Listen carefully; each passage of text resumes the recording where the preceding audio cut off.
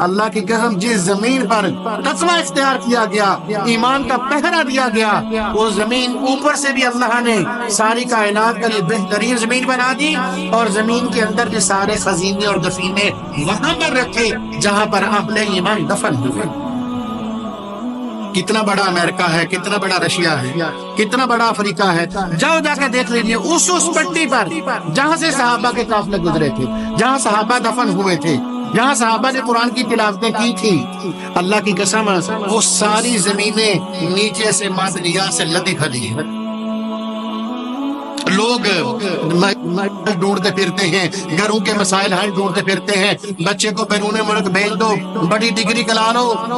او بھائی اللہ کے بندو، مسلمانوں، مال اکٹھا کرنا تمہارا میدان نہیں تھا،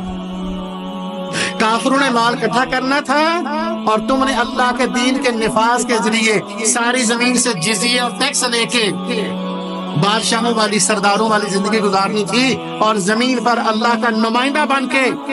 اللہ کا فرما بردار بن کے اس ساری زمین کو اللہ کے دین سے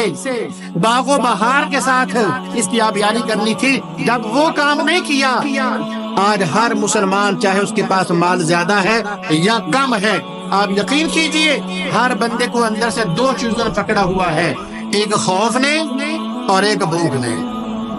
بھائی جس کے پاس پیسے نہیں اس کی تو بھوک کی سمجھ آتی ہے کہ اس کے پاس کافی مال نہیں ہے، مگر جس کے پاس اکاؤنٹ میں بیلنس پڑا ہے، جس کے پاس پراپرٹی ہے، جس کا کاروبار چلتا ہے، بھائی تیرا بدن کیوں کانپتا ہے، تیرا بلڈ پریشر کیوں بیلنس نہیں ہوتا، تیری شوگر کنٹرول کیوں نہیں ہوتی؟